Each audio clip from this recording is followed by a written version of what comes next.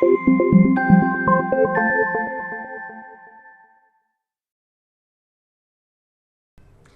Jewish Mom. A few years ago, I heard a story from Rebbetzin Esther Baila Schwarz, and for some reason, this summer vacation, I'm thinking about it all the time.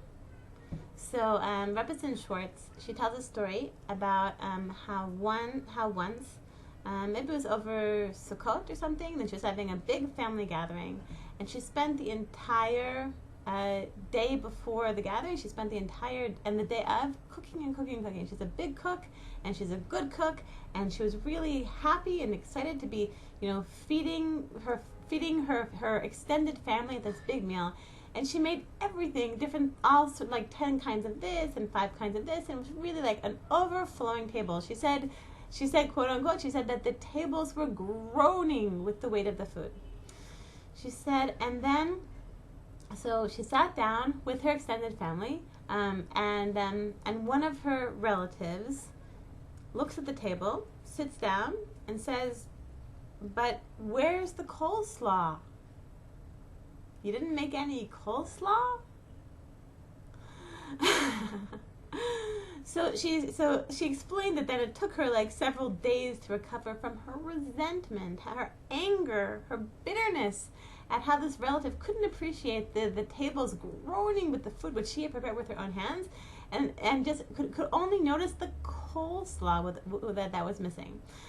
So her point was, look at the world that Hashem made. Look at the world that HaKadosh Baruch Hu made. Like all the amazing things in the world, and then like we pick on one small thing, one small lack that we have in our lives, even a substantial lack that we have in our lives. But if you compare it with what we have, and the reason I'm thinking about a lot this summer vacation is I'm looking around me at the world. I'm going around my kids at like different outings around the city.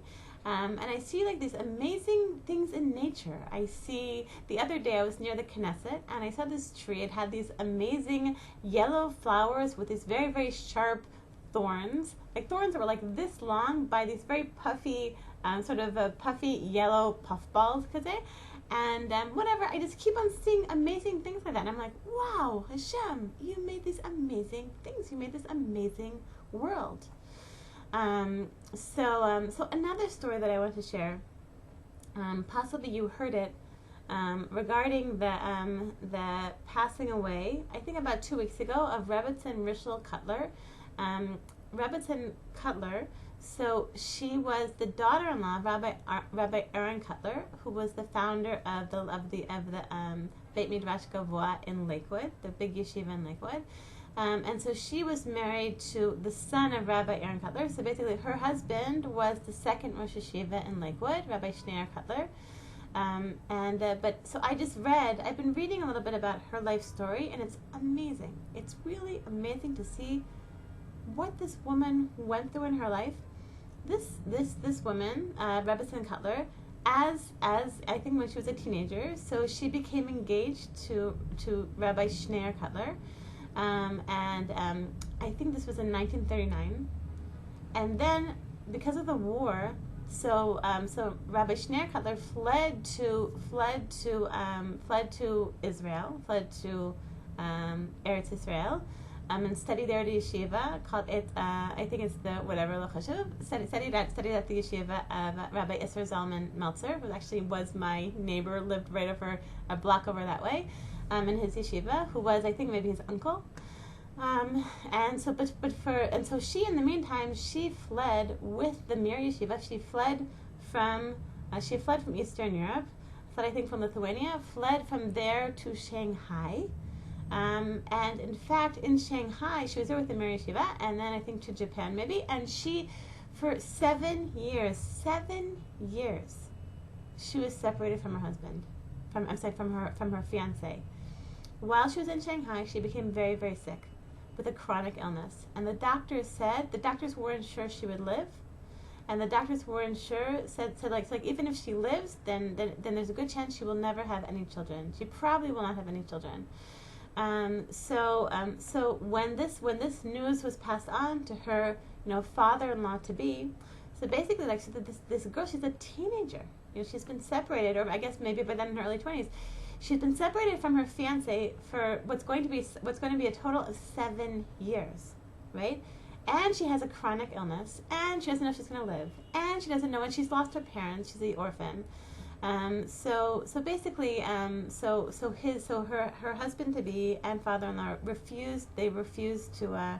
They refused, like after they heard, like some people said, she's sick, she's chronic illness, she's going to, it looks like she won't be able to have any children. Maybe you should cancel the shidduch. Maybe you should cancel the engagement. And they said, no way. They said, look at her, she's an orphan. There's no way we're canceling this shidduch. But just like imagine, Baruch Hashem, what ended up happening is she ended up moving to America. I believe in 1946. So in 1946, she met up again with her fiancé, got married to him, and he became the Rosh Yeshiva of Lakewood. But she ended up living. Rebbetzin Kotler ended up living into her early 90s, and ended up having, when I wrote down, 9 children. So whatever. But the reason I'm sharing this story is not because of the happy ending. It's because of what she lived through. And just imagining this young girl, she's lost her parents.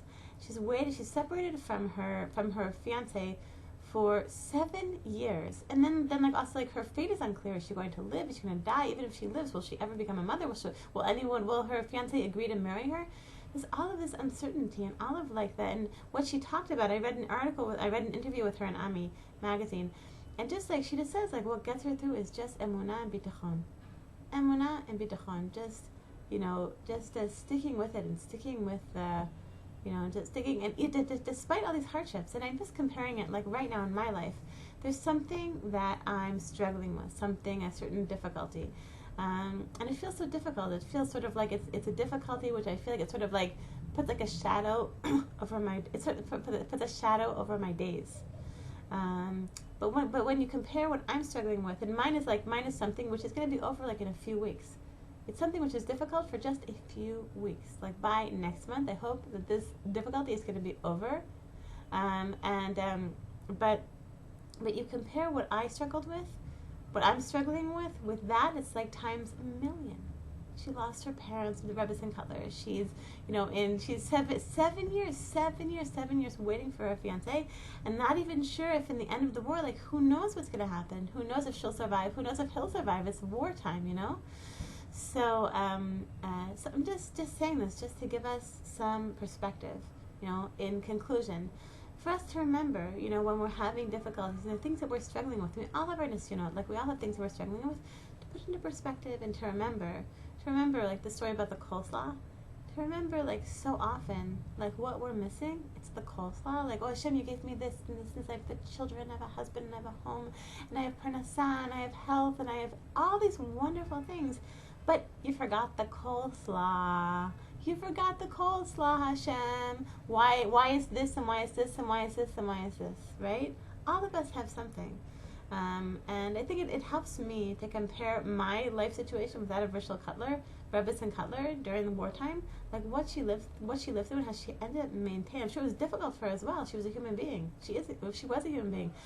But for her, what she struggled with and how she ended up maintaining emunah and bitachon, that everything Hashem does is l'tovah, everything that Hashem loves her like an only child, that somehow through those hardships she ended up maintaining that, and it gives me hope, and I hope it gives you hope also, and strength and perspective, to compare our own coleslaw kind of difficulties with what she put up with. And what she struggled with, and what she ended up maintaining emunah and bitachon through. So I want to bless all future shemams with that in mind, with an amazing week called Tov.